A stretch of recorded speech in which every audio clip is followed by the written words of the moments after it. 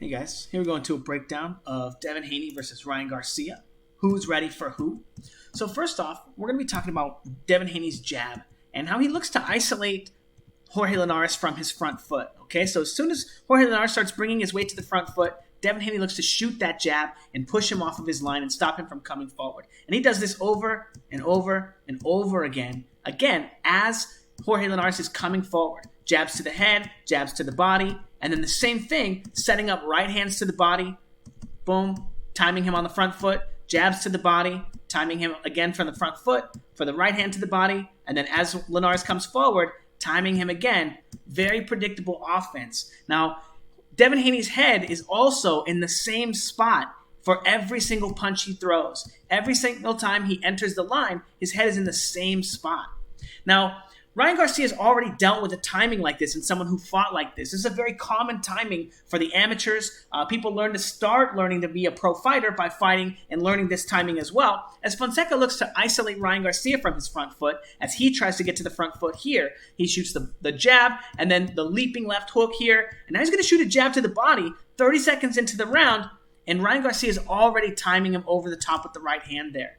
Now, Ryan Garcia, because he starts timing him over the top, he's able to create a little bit of space because he's seen that timing before and start setting traps for it. But also, as Francisco Fonseca comes forward, he's able to use that space that he creates to let off his own jabs, his own offense, but still be mindful of the counters coming back from that same timing as Ryan Garcia re-enters the line. Again, opening up space with his jab, moving off the line, and then when he moves back on the line, still ready to counter Fonseca with those attacks. Now, this is the second to last punch in the round, okay? And what I want you to pay attention to is, again, Ryan Garcia is coming forward, and as he gets his way to the front foot, he's ready for Fonseca to feint him. He's waiting because he knows that this is the timing that Fonseca is looking to set up his attacks. So he gets to feint. He gets feinted, and then he moves off the line, and now he moves back into the line, and he's already ready for Fonseca to attack him again in that same exact position, and is able to find his head with this right-hand counter.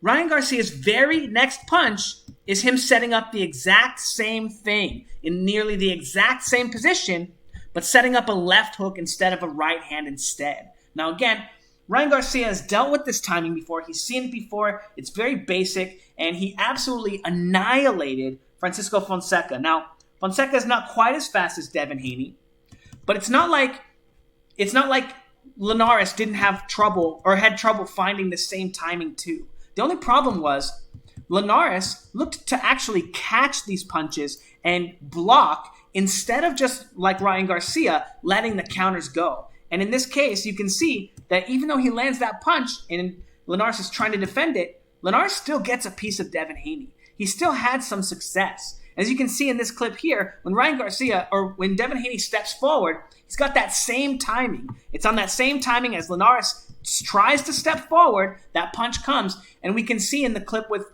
Fonseca that he's already set to throw this hook, and he's absolutely going to be able to catch Devin Haney moving into his right hand. Again, Devin Haney's not a big power puncher, so he spends a lot of time walking into his punches. And again, here, in the 9th round, we have Devin Haney using this same exact tactic. So Ryan Garcia, who blasted Fonseca and was able to annihilate him in the first round, will obviously still have 9 rounds to set this up against Devin Haney. And here we can see I think it was the 9th round, Jorge Linares finally catching him with a combination coming in, and this is something, again, that Ryan Garcia was catching Fonseca with in the first round.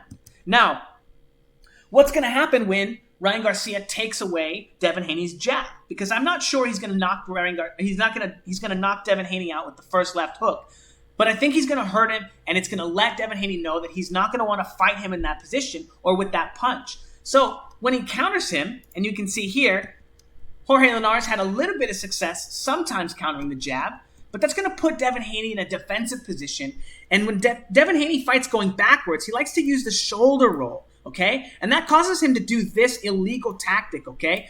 Linares' belly button is presumably right here, and you're not allowed to put any part of your legal target, your head or your face, below your opponent's belly button, okay? This is a very common misconception.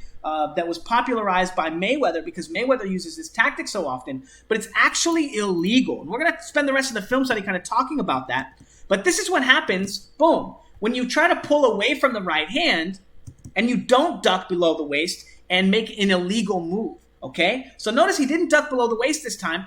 Your head gets stuck on the line and you eat a big left hook. Now, again, the same exact thing happens in round 10 here. The right hand comes. Devin Haney doesn't duck below the waist. He doesn't make it illegal. And again, he gets clipped by this left hook. You don't really get to see it, but he absolutely gets smashed. You can see him stumble.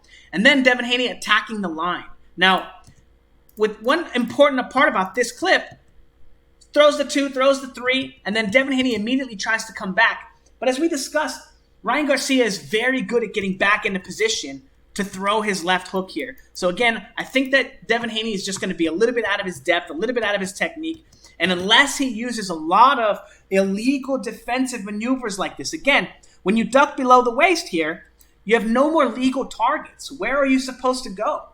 If you do this, this is essentially either taking a knee because you don't want to take punches, turning your back to your opponent, or saying that you don't want to fight, okay? You're not allowed to just disappear in the middle of the round in a vulnerable position, okay? Because if your opponent just feinted you and you don't have this little space to move off the line, as we can see he gives a little shuffle here, you don't have that space. What happens is when your opponent feints you and you slip away from the right hand to the back foot, you get stuck on the line here.